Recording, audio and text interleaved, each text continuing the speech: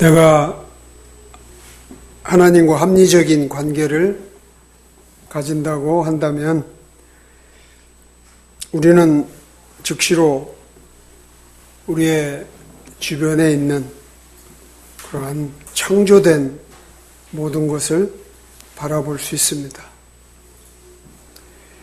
우주가 여러 다양한 형태를 가진 매우 놀라운 것이라는 것 때문에 나는 그것을 지으신 분을 생각하지 않을 수 없습니다. 그리고 바로 이어서 내가 반응하여 질문하는 것이 있다면 하나님이 내게 요구하시는 것이 무엇입니까? 이렇게 내 안에서 질문을 한다고 생각합니다. 그래서 성경에서 생각나는 한 대목이 있습니다. 바울이 그리스도를 대적하며 그분을 믿는 자들을 대대적으로 핍박하고 있을 때 그 주님이 그에게 나타나자마자 바울은 이렇게 반응합니다. 주여, 누구시니까? 그분을 알기를 원했습니다.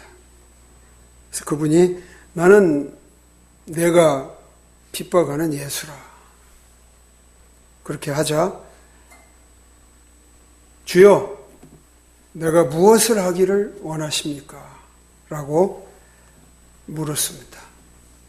아마 제가 하나님의 그러한 놀라움을 보고 하나님이 내게 요구하는 게 무엇입니까? 라고 질문한 것과 같이 바울이 질문한 것은 주여 내가 무엇을 하기를 원하십니까? 라는 것이었습니다. 그래서 오늘 우리가 보고자 하는 성경 말씀에 그러한 질문을 우리가 보게 됩니다. 신명기 10장 12절 13절 말씀을 가지고 함께 생각해 보도록 하겠습니다. 이제 이스라엘아, 주 내 하나님께서 내게 요구하시는 것이 무엇이냐?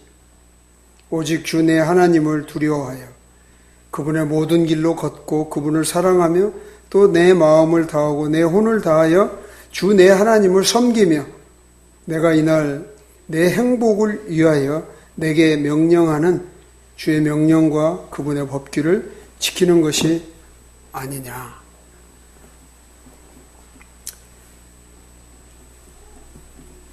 주 내 하나님께서 내게 요구하는 것이 무엇이냐?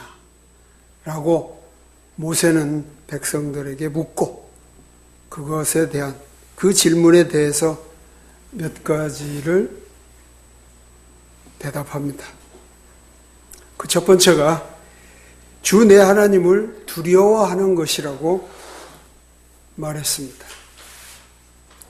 주님을 두려워하는 것은 그분에 대한 경외함이라는 말을 대신하는 것입니다. 경외함.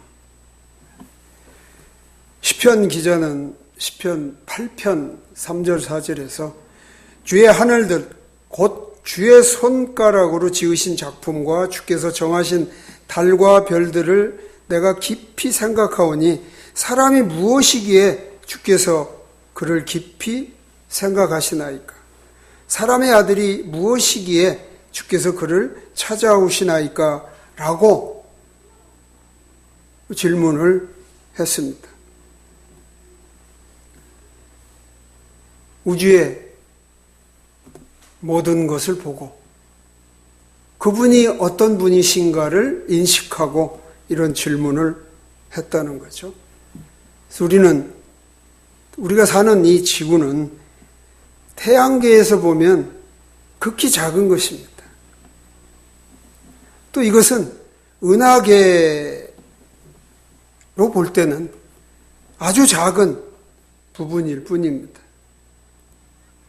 또 이것은 우주 전체로 봐서는 극히 작은 일부분일 뿐입니다.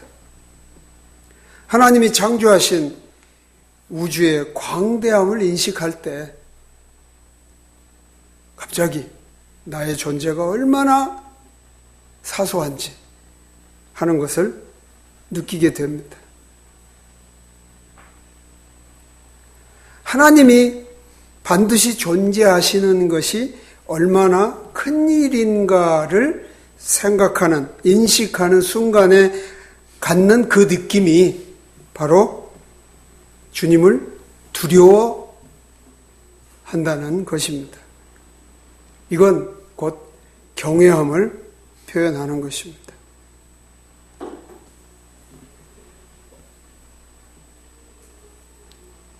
다윗은 또 이어서 이렇게 말합니다. 자녀들아, 너희는 와서 내 말에 귀를 기울이라.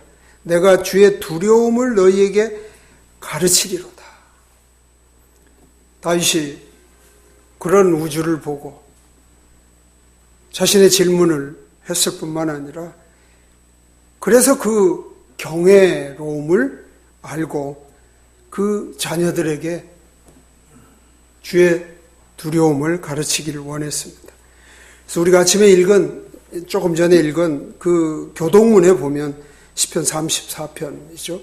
13절에 내 혀를 지켜서 악을 말하지 않는 것이 곧 주님을 두려워하는 것이라고 말했습니다.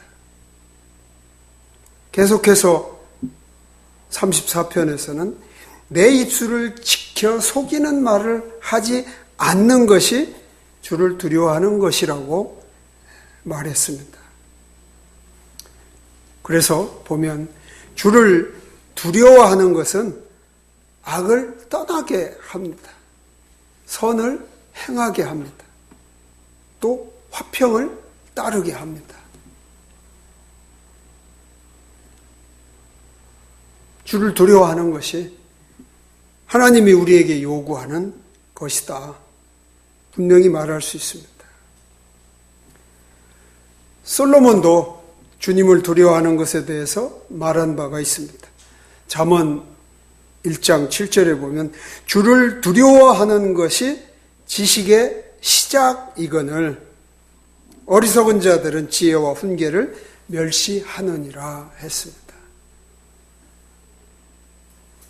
주를 두려워하는 것이 지식의 시작이다. 그러나 잠언 1장 29절에 보면 그들이 지식을 미워하고 주 두려워하기를 택하지 아니한다는 그런 이야기도 하고 있습니다. 이것은 우리가 세상을 볼 때 세상에서 언제라도 볼 수 있는 그런 광경이죠. 세상은 즉 주를 두려워하지 않는 자들은 지식을 미워하고 주를 경외하는 것을 마음에 두지 않습니다. 그러나 성경은 세상이나 세상에 있는 것들을 사랑하지 말라. 어떤 사람이 세상을 사랑하면 아버지의 사랑이 그 속에 있지 아니하니라 라고 말씀하시면서 곧 하나님을 사랑하는 것, 바로 그것이 우리가 주를 두려워하는 가운데서 갖는 것이라 이렇게 말씀하고 있습니다.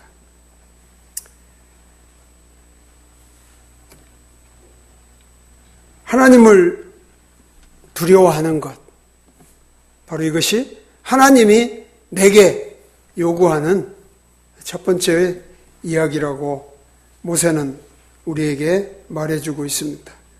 두 번째는요, 그분의 길로 걷는 것이라고 말합니다. 그분의 길로 걷는 것이다. 이는 그분의 명령을 순종하는, 복종하는 것을 의미합니다. 우리는 6장에서 이런 걸 공부했습니다. 오 이스라엘아 들으라. 주 우리 하나님은 한 주시니 너는 내 마음을 다하고 혼을 다하고 힘을 다하여 주 내 하나님을 사랑하라 하는 말씀을 공부했습니다. 또 우리는 다음 시간이면 11장에서 말씀하는 너희가 만일 내가 너희에게 명령하는 이 모든 명령을 부지런히 지키고 행하여 주 너희 하나님을 사랑하고 그분의 모든 길로 걸어 그분을 굳게 붙들면 모든 대적을 이기고 승리할 것이라고 이제 공부를 하게 될 것입니다. 그분의 길로 걷는 것, 이것은 분명히 그분의 명령과 법규와 법도와 이 모든 것을 순종해 나가는 그런 것을 의미하고 있습니다. 모세는 또 세 번째의 말씀으로 그분을 사랑하는 것이라고 말하고 있습니다. 이거는 더할 나위가 없죠. 이미도 우리가 보았지만. 그런데 여기서 우리는 예수님도 하나님을 사랑하는 것을 매우 중요한 것으로 여기셨습니다. 어떤 한 율법사가 예수님께 나와서 큰 명령이 뭐냐 물어봅니다. 그래서 그분이 예수님이 대답하시기를 너는 내 마음을 다하고 혼을 다하고 생각을 다하여 주 내 하나님을 사랑하라 이렇게 가르치셨습니다. 그래서 그분을 사랑하는 것 마땅히 하나님이 우리에게 요구하시는 중요한 것이라는 걸 알 수 있습니다. 모세는 이 질문에 대해서 계속해서 대답합니다. 네 번째로 내 마음을 다하고 혼을 다하여 주 내 하나님을 섬기는 것이라 말씀했습니다. 이거는 세 번째 이야기한 그분을 사랑하는 것과 불가분의 관계, 뗄 수 없는 그런 관계입니다. 그래서 함께 취급해도 좋겠지만 오늘 영어 성경으로 비교하면 이 내용이 딱 떨어져 있는 그런 표현을 쓰고 있어서 따로 한번 생각을 해보게 된 것입니다. 사랑이라는 단어가 그 단어가 히브리어로 그렇습니다. 히브리어로 보면 친구라는 그런 의미를 내포하고 있습니다. 사랑이라는 단어 안에. 그것에 비해서 섬김이라는 그런 단어는 노예라는 그런 뜻을 가지고 있습니다. 그래서 본문에 쓰여진 이 섬긴다고 하는 말 안에는 전적으로라고 하는 그런 강조 부사를 함께 포함을 해서 전적으로 종이라 그런 이야기입니다. 전적으로 노예다 하는 그런 뜻으로 사용하고 있습니다. 그러니까 내가 주님을 만났을 때 그 주님은 친구이면서 종인 거죠. 그래서 요한복음 우리가 13장에 보면 그 이야기를 하고 있지 않습니까? 이제는 너를 종이라 여기지 않고 친구로 여긴다. 또 다른 성경 구절에서는 하나님이 아브라함을 친구로 여기는, 사랑하는 것은 친구라는 의미를 가졌다면 섬긴다는 것은 전적인 종의 그런 상태에 있다. 그래서 주님을 섬길 때는 우리가 마음과 혼을 다해야 한다 하는 그런 우리가 뜻으로 다시 한번 생각할 수 있습니다. 예수님이 누가복음에서 이 대목을 비유로 잘 설명해 주셨습니다. 누가복음 17장 10절에 보면, 물론 이 비유의 내용은 이 앞에 좀 더 소개하고 있습니다. 종이 밭에 가서 일하고 들어옵니다. 주인이 그 종을 맞이하면서 종에게 수고했다, 와서 안방에 좀 같이 있자, 밥이라도 같이 먹자, 이렇게 말하는 게 아니라 밭에서 돌아온 종에게 밥 차리라, 내가 밥 먹을 때 나를 섬기라. 그래서 이 종은 전적으로 이 주인의 일에 봉사하는 것으로 그의 삶을 보내는 이런 겁니다. 그러면서 누가복음 17장 10절에 보면 이와 같이 너희도 명령받은 그 일들을 다 행한 뒤에 이르기를 우리는 무익한 종이니이다. 우리는 해야 할 우리의 의무를 다하였나이다 하라 하시니라. 이렇게 가르칩니다. 이게 종의 모습입니다. 내가 마땅히 할 일을 하고 그리고도 자신은 무익한 종이라는 이야기를 해야 하는, 이게 전적인 종의 자세라고 말할 수 있습니다. 그래서 하나님을 섬기려면 그 앞에 나오는 내 마음을 다하고 혼을 다하여서 섬겨야 된다는 것이 여기서 강조되어 있음을 알 수 있습니다. 뿐만 아니라 모세는 하나님이 내게 요구하는 것이 무엇이냐? 라고 질문하면서 대답한 5번째 이야기는 주의 명령과 그분의 법규를 지키는 것이다 라고 대답했습니다. 이것은 지금 이 상황은 모세가 가나안 땅에 들어가려고 준비하고 있는 백성에게 이 말씀은 꾸준히 지금 신명기를 통해서는 하고 있는 내용입니다.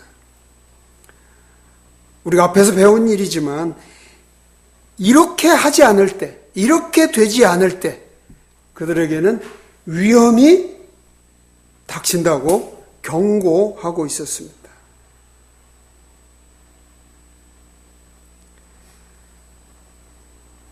주님을 믿고 따르면 사실은 우리는 위험이 우리를 이렇게 미혹하거나 위험이 우리를 넘어뜨리기 위해서 뭔가 괴계를 부릴 수 없습니다. 근데 우리가 그런 위험을 직면했다면 우리는 다른 거 보기 전에 우선 나를 돌아보는 일이 자연스럽게 이루어져야 됩니다. 그래야 주님을 믿는 자로서 우리가 혹여 뭔가 연약하고 부족해서 실패했을지라도 다시 거기에서 소망을 가지고 그것들을 극복할 수 있는 그런 일이 생기게 됩니다. 그러나 우리는 매우 익숙한 게 뭐냐면 그런 어려움 우리에게 닥치게 되면 환경을 탓하고 사람을 탓하는 이런 일들을 경험하곤 합니다. 이 자세는 믿는 자에게는 옳지 않는 자세입니다. 그래서 다시 한번 우리가 그분의 명령과 그분의 법규를 지키는 것이 하나님이 우리에게 요구하는 그런 거라는 것을 다시 한번 기억할 필요가 있습니다. 이 말씀은 13절에 기록되어 있는 13절 오늘 본문의 말씀을 보면 이 말씀에 덧붙여서 한 강조하고 있는 내용을 보면 내 행복을 위하여 라고 이렇게 쓰여 있습니다. 행복은 해피하다는 겁니다. 이 말을 좀 더 우리가 익숙하게 쓰는 걸로 보면 축복이다, 복받는다, 이런 말로 우리는 표현할 수 있습니다. 가나안 땅에 가서 그들이 복받기 위해서 주의 명령과 그분의 법규를 지키는 것이 하나님이 요구하는 거라는 겁니다. 예, 하나님은 우리에게 복 주시기 원합니다.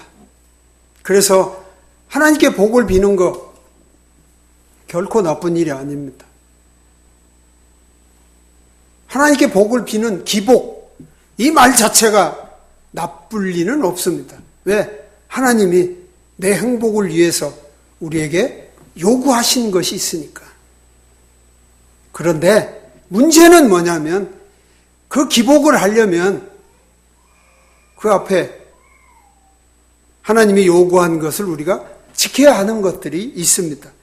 주의 명령과 그분의 법규를 지키는 것. 그런데 이거는 싹 빼고 우리가 기복을 하니까 그게 기복주의가 되고, 그것이 균형 없이 편향되게 복을 비는 것에만 초점이 맞춰 있다 보니까 우리가 기복 사상, 기복주의라는 그런 좋지 않은 우리가 말들을 듣게 됩니다.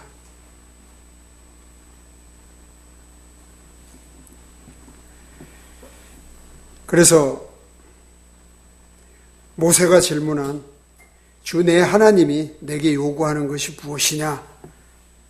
모세가 질문하고 모세가 그것으로부터 답을 준 내용은 5가지입니다. 주 내 하나님을 두려워하는 것, 경외하는 것이요. 그분의 길로 걷는 것이요. 그분의 말씀에 순종하는 것이요. 복종하는 것이요. 그분을 사랑하는 것이요. 또 내 마음을 다하고 혼을 다하여 주 내 하나님을 섬기는 것이요. 마치 나는 그분의 종처럼 무익하다는 그러한 늘 생각을 가지고 그러한 하나님을 섬기는 일이요. 주의 명령과 그분의 법규를 지키는 것이라고 말했습니다.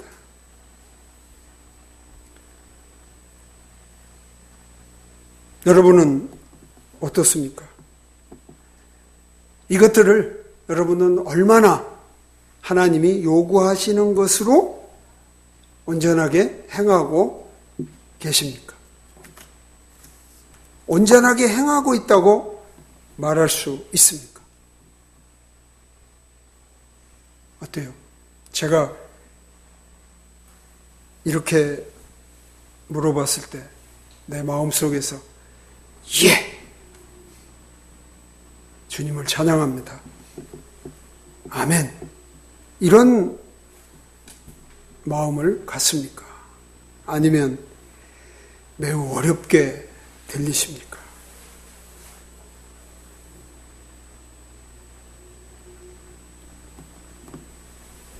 하나님이 가나안 땅에 들어가는 이스라엘 백성에게 모세를 통해서 물은 것입니다.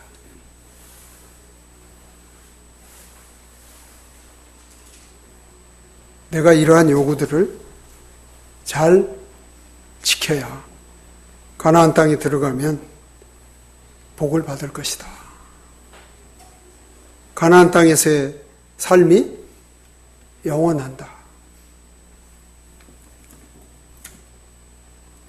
그거를 이 백성들이 분명히 알고 가나안 땅에 들어가기를 하나님은 원하셔서 모세를 통해서 이렇게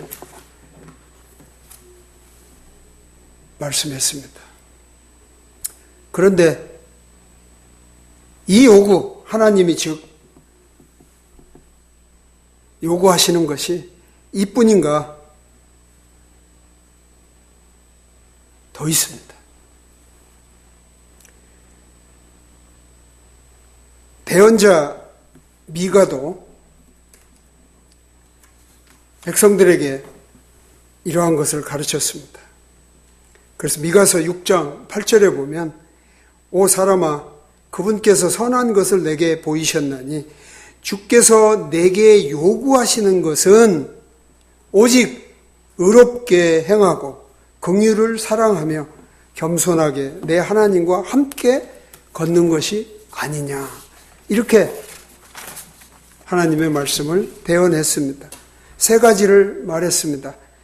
의롭게 행하는 것, 긍휼을 사랑하는 것, 겸손하게 주님과 함께 걷는 것, 이랬습니다. 특히 3번째에 말씀하고 있는 겸손에 대한 가르침을 살펴보겠습니다. 왜냐하면 이것은 특별히 신약 성경에 오면 매우 중요한 가치로 성경이 강조해 말씀하기 때문에 그렇습니다. 야고보서 4장에 보면 야고보 사도는 하나님은 교만한 자들을 물리치시나 겸손한 자들에게는 은혜를 베푸시느니라. 이어서 주의 눈앞에서 스스로 겸손하라. 그리하면 그분께서 너희를 높이시리라. 이렇게 가르쳤습니다. 베드로도 그의 첫 번째 책 5장 5절과 6절에서 이렇게 가르쳤습니다. 젊은 사람들아, 너희도 이와 같이 장로에게 복종하고 참으로 다 서로에게 복종하며 겸손으로 옷을 입으라. 겸손으로 옷을 입으라. 하나님께서 교만한 자는 물리치시고 겸손한 자에게는 은혜를 주시느니라. 그러므로 하나님의 강한 손 밑에서 스스로 겸손하라. 그리하면 정하신 때에 그분께서 너희를 높이시리라.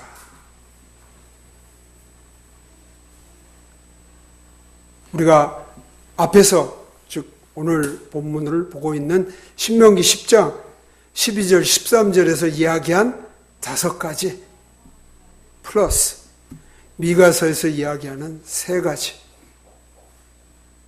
의롭게 행하고 긍휼을 사랑하고 겸손하게 주님과 함께 걷는 것, 이런 것들이 즉 다 합치면 8가지네. 한 가지도 힘든데 8가지씩이나. 그러나 이것들은 다 연결되어 있습니다. 그래서 어느 거 하나 우리가 하나님의 요구에 맞게 온전하게 행한다면 다른 것들도 자연스럽게 행할 수 있는, 마치 성령의 열매가 사랑이라고 하는 큰 덩어리 안에 8개의 포도알처럼 작은 내용들이 있다면 그런 거와 비슷한 거라고 봅니다. 성령의 열매가 8가지 다 있어야 된다. 그렇지 않습니다. 사랑이라는 것이 있다면 그 사랑이라는 것은 기쁨에서도 나올 수 있고 또 오래 참음에서도 나올 수 있고, 성령의 열매 한 가지만 잘 맺혀도 나머지 것들이 다 연관되고 있는 것처럼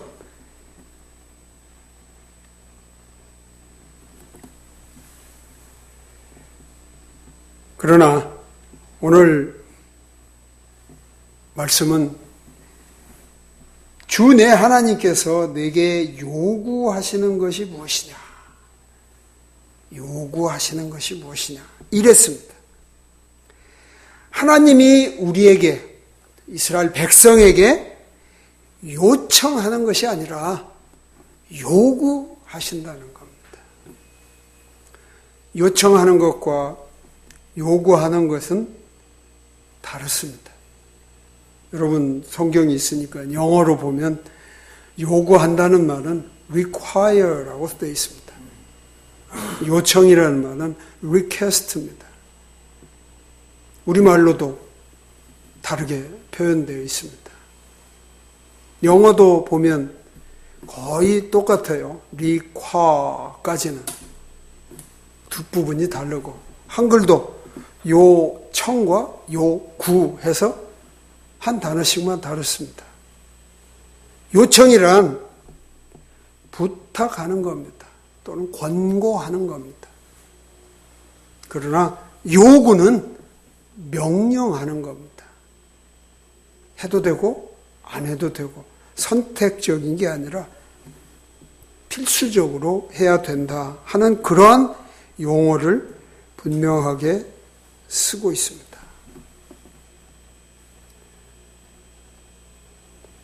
아까 여러분들에게 질문했습니다. 그러한 하나님의 요구를 여러분들이 온전하게 행하고 있는가? 여러분 마음에 어떤 마음이었는지 모르지만 행하지 잘못했다. 아마 그런 마음이 있다면 그거는 우리의 힘과 의지로는 행하기가 어렵습니다. 결국 이런 것들이 하나의 율법에 퍼져 있는 것들이기 때문에 아마 성취하기, 하나님이 명령하셨지만 그거를 성취하기가 쉽지 않다는 거 충분히 알고 있습니다. 그래서 하나님은 그것을 우리에게 이렇게 말씀하셨음에도 불구하고 하나님의 지혜로운 방법을 통해서 우리에게 허락하신 일이 있습니다. 어느 날 사람이 예수님께 나와서 이렇게 물었습니다. 우리가 어떻게 하여야 하나님의 일들을 하리이까?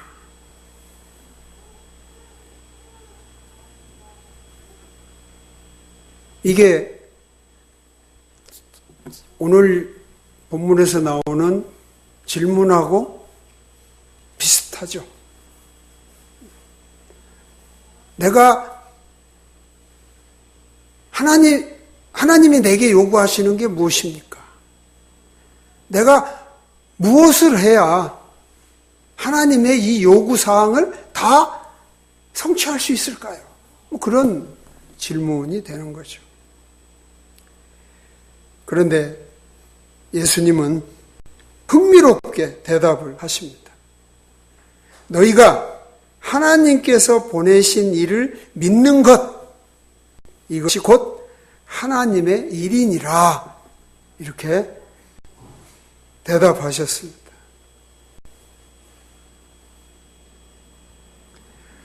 하나님이 우리에게 요구하시는 것이 무엇입니까? 라고 대답하니까 예수님은 매우 간단하게 나를 믿는 것이다.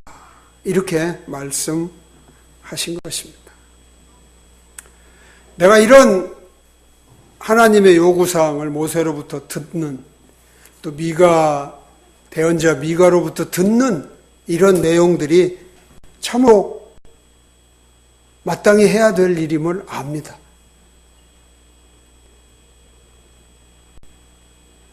또 모세도 미가도 이 이야기를 할 때 이스라엘 백성에게, 우리에게 교회를 열심히 나가라. 그래서 교회를 열심히 하라. 헌금을 열심히 해라. 이웃에게 구제를 열심히 하라. 그런 이야기 아니에요. 다 이거는 하나님과 연관이 되어 있고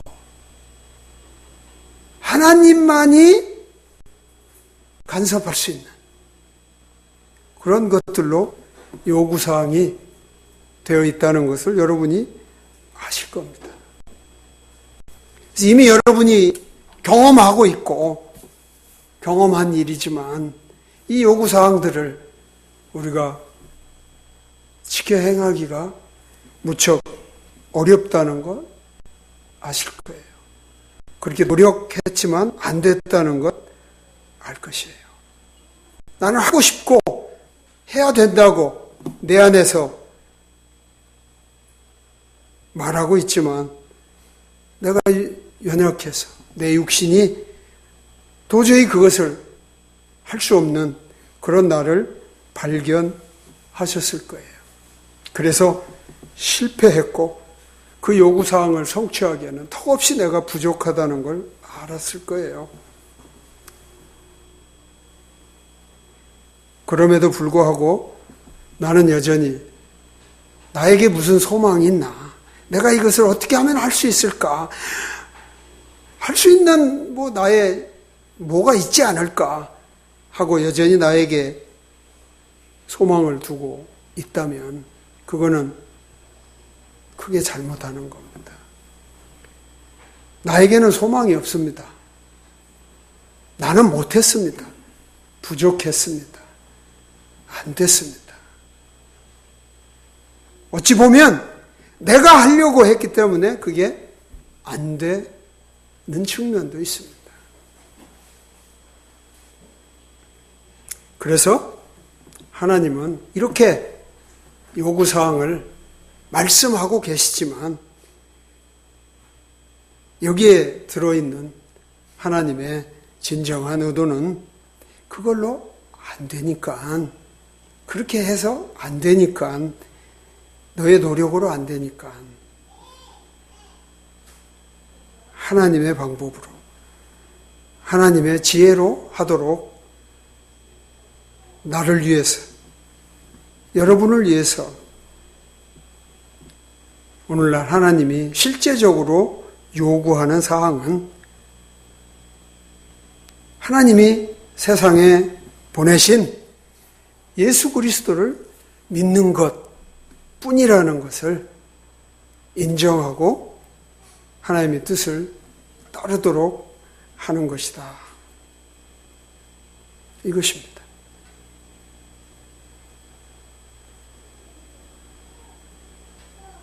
그래서 우리는 이미 오늘 성찬에서도 충분히 예수 그리스도가 우리를 위해서, 나를 위해서 어떠한 일을 행하셨는가 충분히 봤습니다.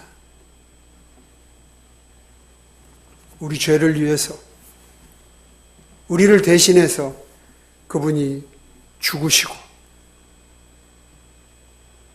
그분은 그런 것으로 우리가 구원의 어떤 지점을 마련해 주신 그것뿐만이 아니라 우리의 죄를 영원히 없이 하시는 그러한 은혜를 계속적으로 우리에게 주시고, 또 그분은 성령을 통해서 우리와 함께 하시고,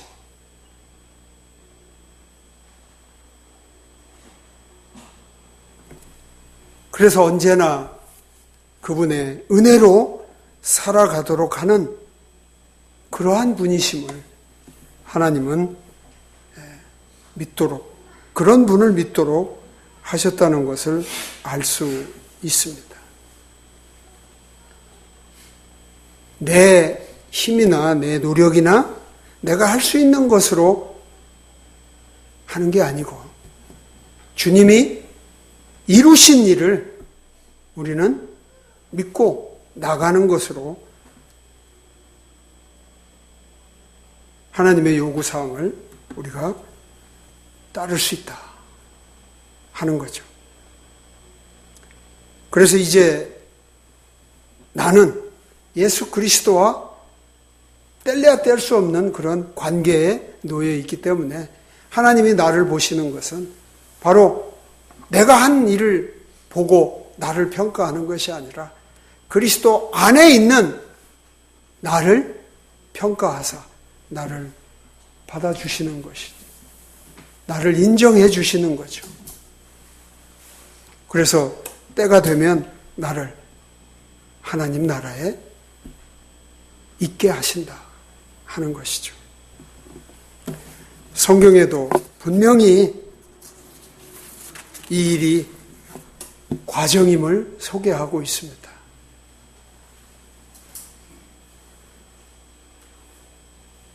그러니까 우리는 하나님의 요구사항을 지금 말씀한 것들을 행함에 있어서 그리스도 안에서 그리스도를 신뢰하고 그분을 의지하여 이 일들을 하게 하는 겁니다. 이 요구사항을 내가 나를 믿고 나의 어떤 신앙심이나 나의 또 훈련된 어떠한 그 수준으로 그러한 것들을 행케하는 것이 아니라 여전히 하나님의 은혜로 그리스도를 통해서 주시는 은혜로 그 일들을 하게 하신다는 겁니다. 내 힘으로 내가 이제 뜻을 가지고 이런 요구사항을 이루어 가려고 하는 것은 바울의 표현대로 결코 그렇게 될 수 없다는 겁니다.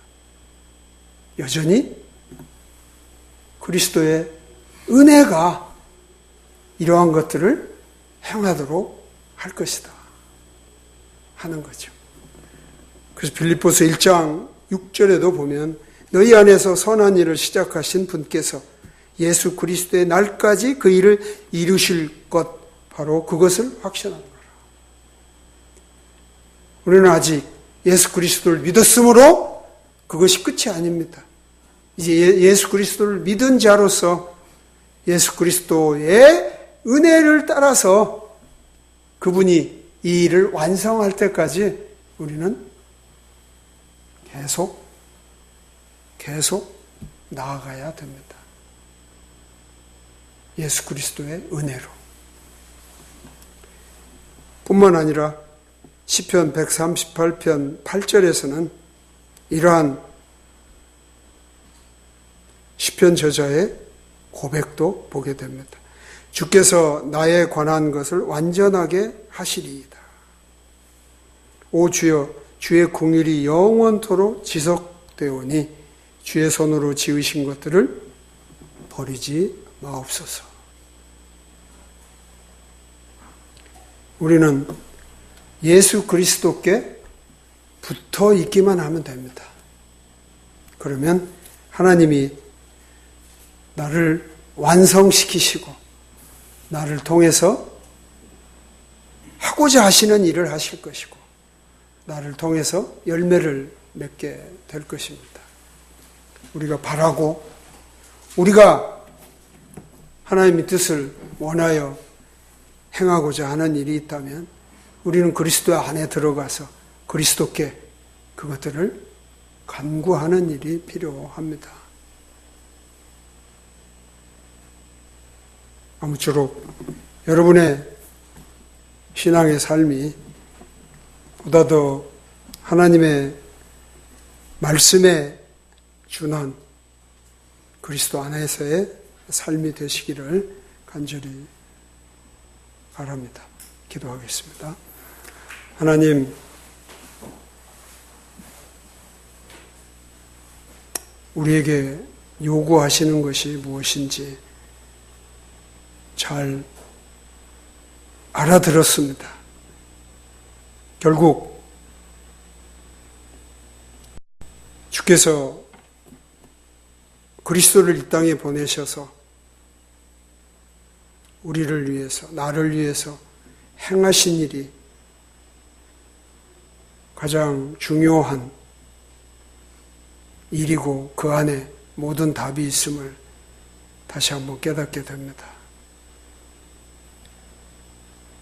예수 그리스도를 믿고 그분의 은혜로 구원을 받은 자가 그분의 또한 은혜 안에서 구원을 이루어가 그분의 약속처럼 마지막 때에 우리를 하나님 나라에 있게 하실 줄 믿습니다. 어느 것 하나 내가 할 수 있는 일이 없음을 다시 한번 깨닫고 그리스도를 온전하게 의지하고 하나님의 요구하신 것들을 우리가 행해 나갈 수 있도록 성령님께서 도와주시옵소서. 예수님 이름으로 기도합니다. 아멘.